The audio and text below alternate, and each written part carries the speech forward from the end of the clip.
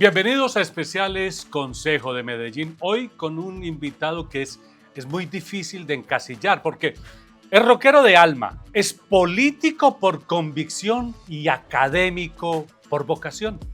Concejal, bienvenido a Especiales Consejo de Medellín. Muchas gracias, Adolfo, hermano. Aquí contento de conversar un ratico. Bueno, y vamos a entrar de una vez en materia. ¿Cómo ha sido para ti, concejal, habitar esos tres mundos? La música, la academia y la política, sin perder tu esencia. Qué pregunta tan difícil. Pues mira, rockero de alma. Yo creo que yo he sido tantas cosas en la música que solamente llego a la conclusión de que a mí lo que me gusta es la música en general. Porque yo cuando era pelado era súper rockero, más punkero que rockero, de hecho, mucho más punkero que rockero. Ya al final, digamos, de esa etapa como tan alternativa, me metí mucho en el metal en su momento, incluso un poquito de metal melódico y demás. Pero ya después salto, digamos, a la música más urbana. Luego me gusta mucho el reggaetón, pero también paso por mi época de salsa, pero también paso ahora por una época electrónica. Entonces yo llegué a la conclusión de que a mí lo que me gusta es la música, en general, por lo que me hace sentir y demás.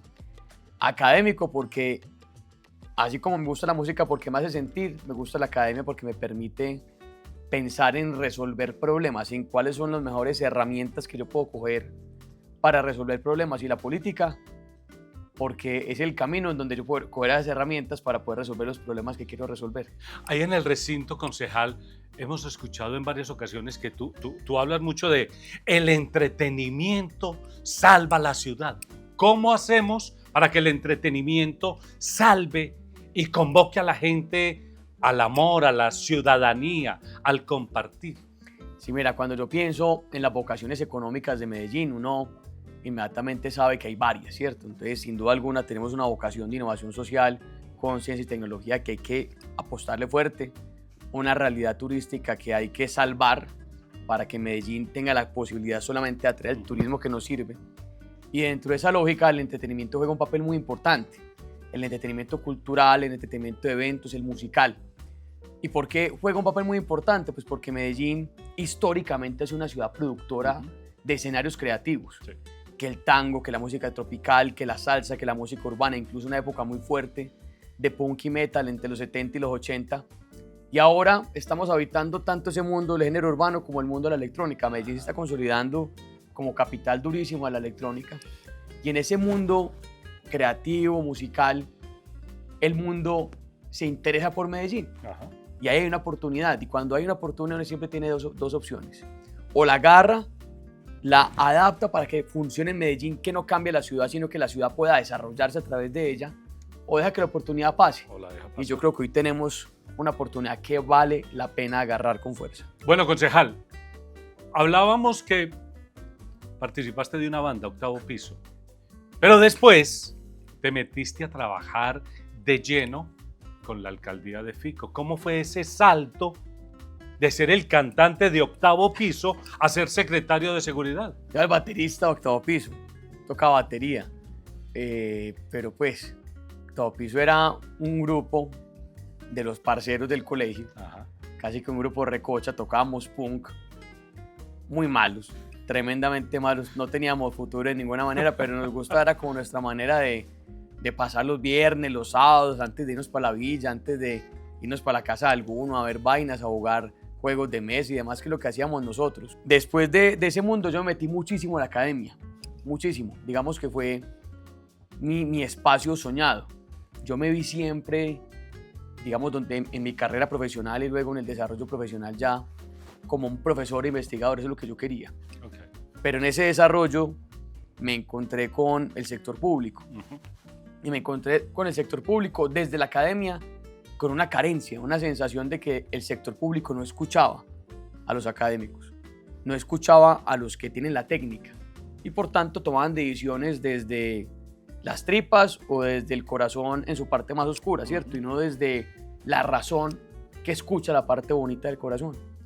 Y por eso es que decidí buscar a quien estuviera de verdad interesado en escuchar a los técnicos, a la academia que escucha lo que pasa en la calle. Y me encontré con Fico. Yo no hago parte de una familia política. Yo soy el primero en mi familia que está metido en esto. Yo no conocía a Fico ni tenía a nadie que lo conociera. Yo le escribí un correo a Fico. Me respondió. Antes tenía más tiempo que el que tiene ahora, sin duda alguna. Y de eso ya hace, ¿qué? 11, 12 años. Y la gente, digamos, cuando escucha esto, que es muy sorprendente para mucha gente que cree que la política solamente es rosca y que uno llega aquí por conocidos y por amigos, entiende que sí es posible hablar de política por vocación. Sí es posible. Y ese paso a ser el secretario de Seguridad, ¿cómo fue eso? Eso fue un reto muy bonito de ciudad. Yo arranqué el primer año como subsecretario de Gobierno y Convivencia. Yo pedí ser subsecretario de Gobierno y Convivencia. Fui conmigo, ¿usted dónde se imagine? Yo me imagino aquí, con los inspectores, con los comisarios en las casas de justicia, con el sistema de responsabilidad penal para adolescentes. Me decía, seguro. En ese espacio siempre ha estado gente con mucha experiencia. Y yo le decía, y sin embargo no funciona. Y sin embargo sigue siendo un espacio muy abandonado de la alcaldía. Yo quiero estar ahí porque yo tengo una obsesión, Rodolfo, y es que la ciudad tiene que hacer muchas cosas, pero la primordial es construir confianza. Que la gente confíe en que el Estado funcione. Y digamos que la primera línea que la gente conoce del Estado, cuando tiene un problema, es un inspector, es un comisario, es una casa de justicia. Y si cuando la gente busca el Estado no funciona, pues la confianza nunca va a llegar. Entonces está obsesionado por transformar eso, ¿cierto? Que la primera impresión que el ciudadano tuviera del Estado fuera buena para construir confianza. Y por eso fui subsecretario. Y ya luego al año 2 meses que me nombraron secretario primero encargado y ya luego los 6 meses en forma, yo le dije, Fico, seguro. Yo soy un pelado, tenía 26 años.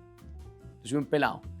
Y la respuesta de Fico a mí nunca se me va a olvidar y me dijo, ve, vos tenés el conocimiento, que digamos académicamente es lo que yo me he dedicado a estudiar toda la vida. Sabes cómo funciona esto. El tema de que seas un pelado es un problema mío y no tuyo, hágale. Y cuando uno le dan, digamos, la confianza de trabajar así y, digamos, de poner en práctica todo lo que yo había defendido académicamente y poner a movilizar todo lo que, digamos, desde la técnica decíamos que tenía que pasar en seguridad, fue una experiencia hermosa que generó resultados muy grandes en Medellín. Nosotros logramos transformar la realidad de seguridad en Medellín en una lucha sin precedentes en contra de estructuras criminales que de hecho se convirtió en modelo nacional para la policía. Sí, pero detrás de eso viene la parte maluca, la parte de amenazas, la parte de pronto tener que salir del país.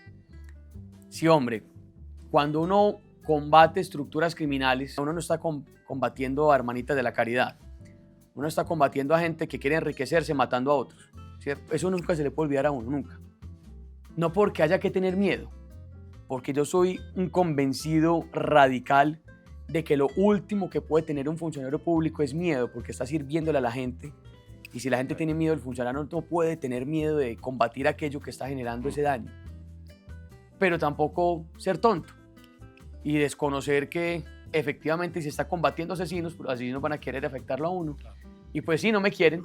¿Para qué te voy a decir mentiras? Ahí hay mucha gente que a mí no me quiere, que le parece que mi existencia es muy incómoda, pero a mí eso me tiene sin cuidado. A mí me tocó irme del país por recomendación de autoridades en el año 2020. Yo me fui el 15 de enero de 2020.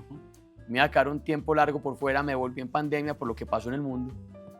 Y estuve muy poquito tiempo en Medellín, como 1 o 2 meses, y estuve luego en Bogotá 6 meses hasta que no me aguanté más y tenía que volver a mi casa, ¿cierto? Que es el lugar que me hace feliz en el mundo, que es Medellín. Pero todo eso, digamos, de complejidad, de riesgo, de que esa gente no lo quiera a uno, yo nunca lo he visto como algo que me desaliente. Es más, nunca lo he puesto en la balanza como algo que me preocupe. Es parte del trabajo. Andrés, ¿cuál es la decisión más difícil que te ha tocado tomar en tu carrera política?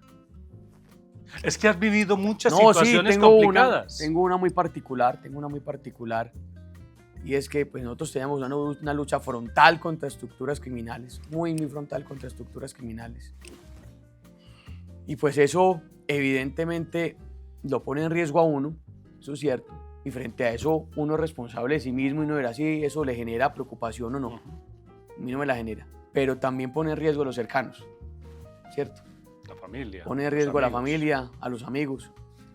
Y yo creo que tener conciencia de eso y reconocer la existencia de ese problema y aún así tomar la decisión de no echarse para atrás ni tampoco tener miedo de lo que vayan a hacer puede convertirse en lo más complejo del escenario público, sin duda alguna. Y has estudiado, y cuando te metes a estudiar algo lo estudias a fondo. ¿Cómo se ve el país desde esa perspectiva de estudiar tan en profundidad los temas sociales del país? Sí, a mí no me gusta tomar decisiones que impliquen el gasto de recurso público sin entender bien el problema que estamos enfrentando. Y eso implica no solamente estudiar uno en la lógica, digamos, clásica del sentarse a ver el problema, acercarse a él, abrazarlo, leerlo, sino también escuchar, que yo creo que es lo que más le hace falta al sector público en Colombia y en el mundo, porque ese no es un problema colombiano, es un problema global. Y escuchar dos cosas: escuchar a quienes viven el problema y escuchar a quienes ya lo han estudiado, porque es que uno nunca llega de primero a ningún problema. Cuando los problemas son sociales y colectivos, ya mucha gente ha llegado y uno nunca puede creerse el Adán de nada. Y en esta lógica de entender cómo utilizar recursos y las herramientas públicas para resolver un problema y por tanto entenderlo previamente, Colombia tiene evidentemente unas complejidades enormes, como las tiene cualquier escenario de carácter social, con unas condiciones históricas de violencia adicionadas, que son las que hacen aún más compleja nuestra realidad. Colombia, aquí me concentro más en Medellín para poder responder rápido a la pregunta. Medellín es una ciudad tremendamente rara, porque es una ciudad que ha atravesado todos los posibles escenarios sociales. Ha atravesado escenarios de paz, de desarrollo, de confianza absoluta, de tranquilidad absoluta, pero también de guerra absurda. De guerra absurda, de pobreza definitiva. Es una ciudad que ha logrado, digamos, generar camino en diferentes gremios económicos, industriales, de servicio, académicos, y ha logrado generar cultura en todos los gremios y nichos posibles. Y esa diversidad tan enorme que nos hace raros, que nos hace mágicamente raros, es la primera que uno tiene que tener en cuenta a la hora de buscar solucionar cualquier problema. Entender que los problemas en Medellín son de muchos colores y por tanto que las soluciones también tienen que serlo. Que aquí no existen recetas, que aquí se trata no de buscar qué han hecho para aplicarlo aquí, sino de entender qué existe para crear su propia solución. Diversos como los diversos son las necesidades Así por es. resolver. Concejal, has estudiado mucho la política romana. ¿Cuáles son las enseñanzas que tú sientes que Colombia necesita retomar de esa política romana? Ve, yo soy un fanático de Marco Tulio Cicerón. Marco Tulio escribió un librito muy bello que se llama La República. Si no estoy mal, es en el capítulo 5. Marco Tulio dice que lo que tiene que lograr la República es que las personas sigan las leyes como si fueran su propio impulso, como si nacieran de sí misma, de su existencia y no desde afuera, como algo impuesto. Que eso básicamente, en palabras, digamos, más simples, es que la gente cumpla la ley no porque es la ley, sino porque quieren vivir así. Que la ley haga parte de algo que construimos entre todos, no algo impuesto desde afuera. Y yo creo que ese es el reto principal de vivir en colectividad, vivir en democracia y vivir en una república. Que seamos capaces de entender que las leyes existen no como limitantes, sino que existen como herramientas para que podamos vivir bien en colectivo, en conjunto. Que entendamos que las leyes son herramientas para que la colectividad, para que la mayor cantidad de personas viva mejor y no para que uno violándolas viva mejor que el resto. Cuando seamos capaces de entender esto, que hace parte, si se quiere, del concepto transversal de la filosofía política romana, que es el concepto de colectividad, cuando seamos capaces de entender esto, seremos capaces de empezar a apreciar las leyes no como leyes, sino como movimiento interno. Y cuando lo apreciemos como movimiento interno, hace mucho más fácil vivir. Algún día pasará. Sí. Algún día, sin afán. Sin afán, estamos en 350 años. Roma fue hace miles. Un estudioso muy amplio, muy dedicado de la historia. No solamente la romana, sino de la historia. ¿En qué medida ese estudio de la historia alimenta tu trabajo diario aquí en el recinto? El que no conoce dónde vive, le queda muy difícil amarlo. Yo soy un pleno convencido de que así como para poder resolver un problema hay que estudiar muy bien el problema y sus soluciones, de la misma manera hay que conocer muy bien nuestro entorno para apreciarlo bien, para entender de dónde viene, para entender qué lo ha construido así, que es lo que me permite a mí amarlo y por tanto cuidarlo. Y la historia permite eso. La historia permite eso, entender de dónde venimos. De dónde venimos no necesariamente determina quiénes somos, eso es muy importante, pero sí ayuda a entender cuáles son los contextos que se han construido en donde desarrollamos nuestro hoy, Claro. que necesariamente vienen de un pasado, ¿cierto? Necesariamente sí o sí vienen de un pasado. Toda mi carrera, tanto académica como pública, en términos profesionales, siento requiere necesariamente entender la historia. Quien no conoce su historia no tiene cómo amar su presente. Claro. Vamos a dar un giro, vamos a cambiar. Nos cuentan por ahí los chismosos que te encanta la cocina. ¿Cuál es el plato que te define como cocinero? El pan de masa madre. El pan de masa madre.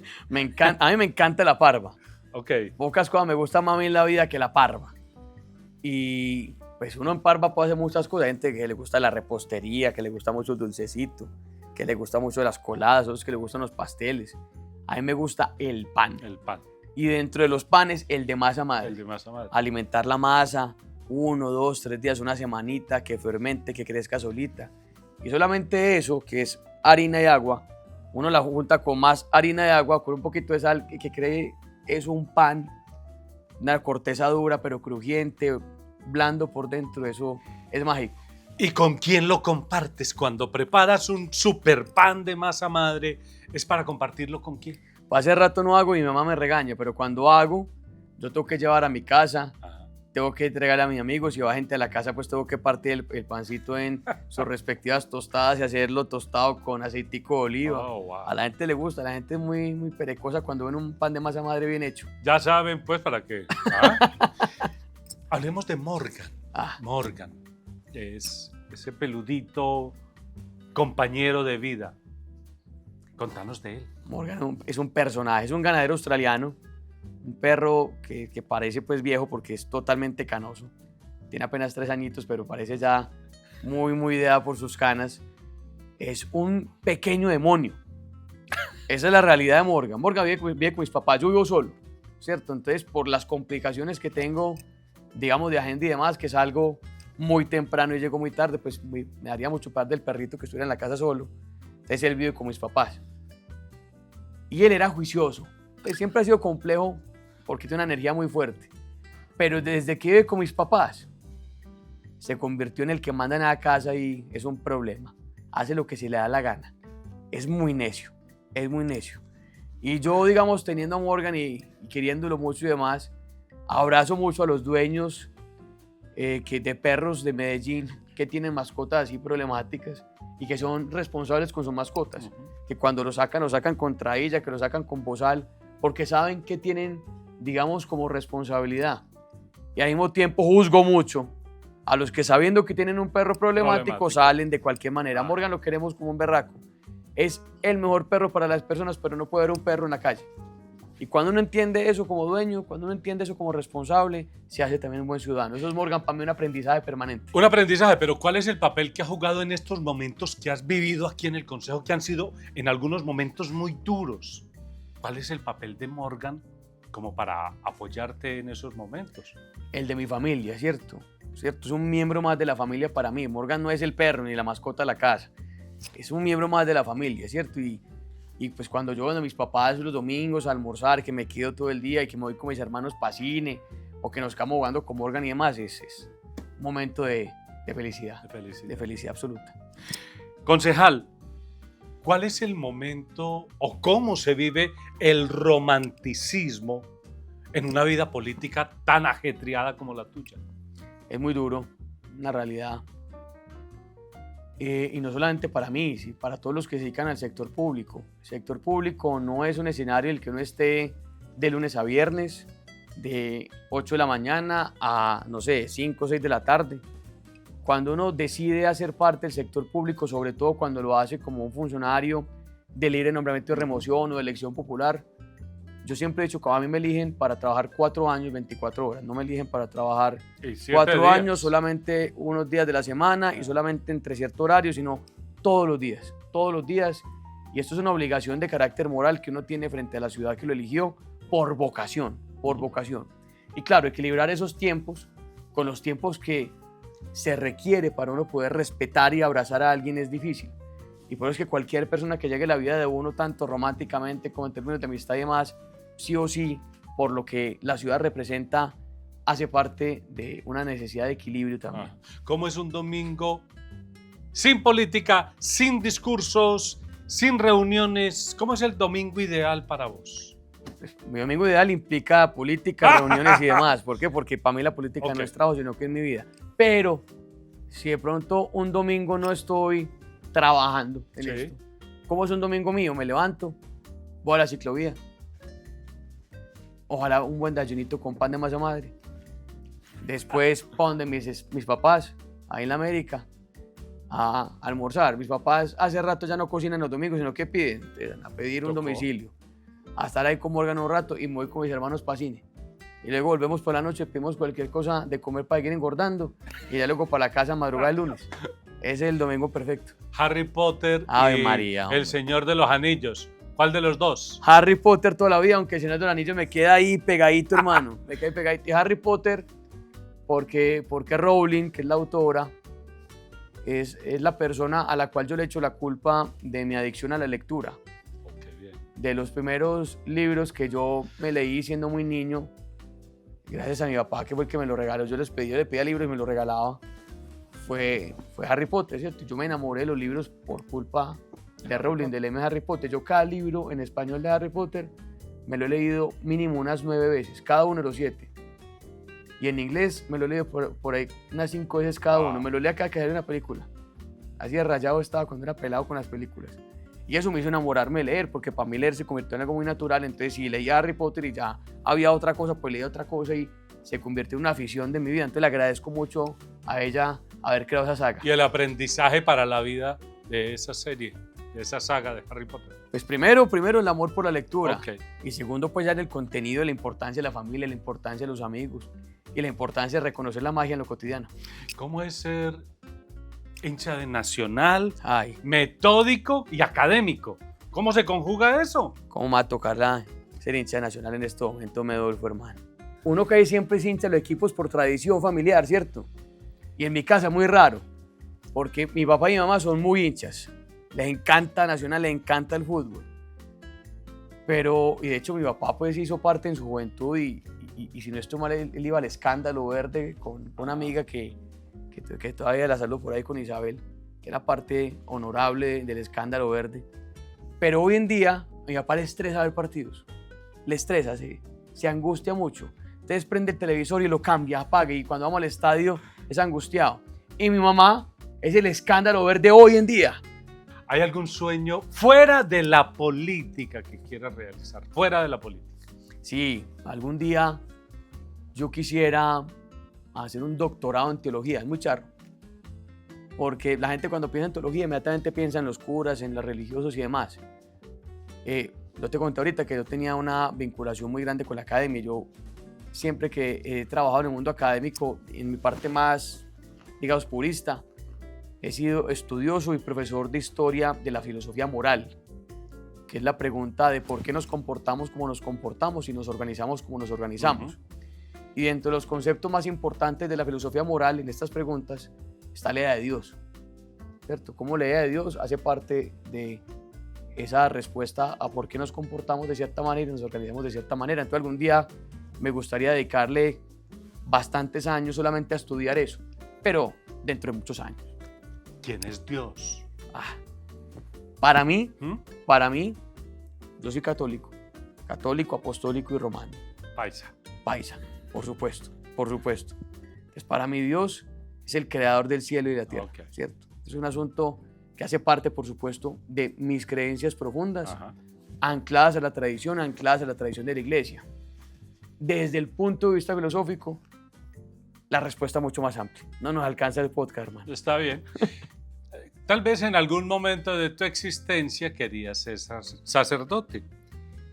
¿Qué consejo le darías a un niño que hoy esté viendo este podcast y tenga inclinaciones para ser sacerdote? ¿Qué consejo le darías? Mi familia, sobre todo mi mamá, es muy cercana a la iglesia. Mi mamá hace parte del camino neocatecumenal. El camino es una realidad de la iglesia católica. Hace ya muchos años, creo que ya cumplió un poco más de 40 años.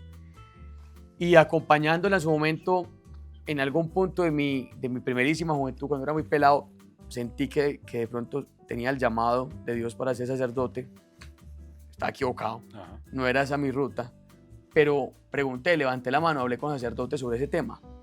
Si alguien siente el llamado o siente que eso es lo suyo, levante la mano y mire a ver si es lo suyo, ¿cierto? Uno tiene que seguir lo que el corazón le diga. Lo que el corazón le diga. Siempre. Así sea ser sacerdote sea. o secretario de seguridad para recibir amenazas y enfrentar esas... ¿Sí? Para que la vida de Dios lo tenga uno. Andrés, ¿qué es lo más punk que has hecho en tu vida? Punk.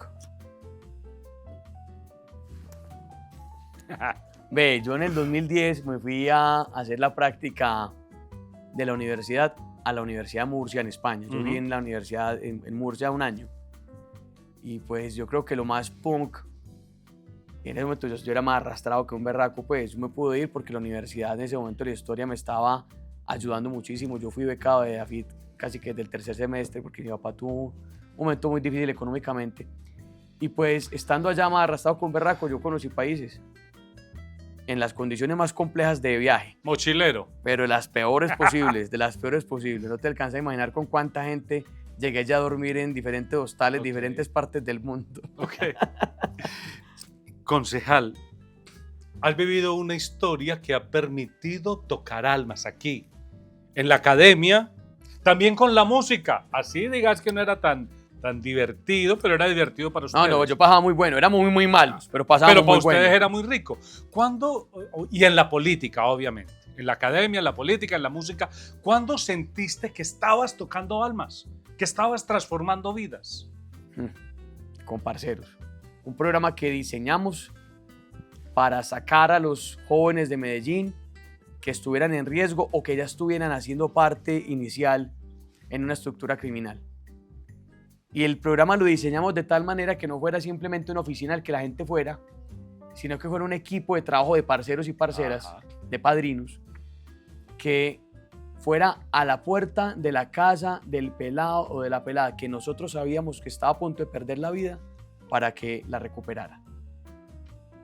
Ese programa para mí fue... Eso es salvar vidas, es transformar la forma de ver la vida y transformar esas vidas que se iban a desaparecer, se iban a perder. Yo, digamos, si mañana el Señor me llama a este plano terrenal, yo me voy con la plena convicción de que con Parceros logramos cambiarle la vida y salvarle la vida a muchos pelados de Medellín. Y ya para terminar, concejal, ¿por qué la política tiene que pasar por la ética y la filosofía moral?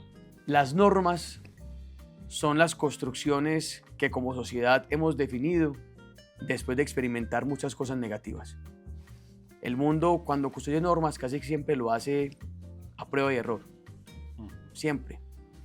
Y cuando llegamos a un acuerdo al que llamamos ley, al que llamamos acuerdo colectivo, al que llamamos norma, es porque identificamos en ese acuerdo algo que le sirve a todos, algo que tiene vocación colectiva para muchos, no para unos cuantos. Ajá. Aferrarse a eso es la única manera real de construir sociedad, la única. Esa convicción de aferrarse a los acuerdos, de aferrarse a la construcción de confianza, de aferrarse al colectivismo, es una convicción de carácter ético.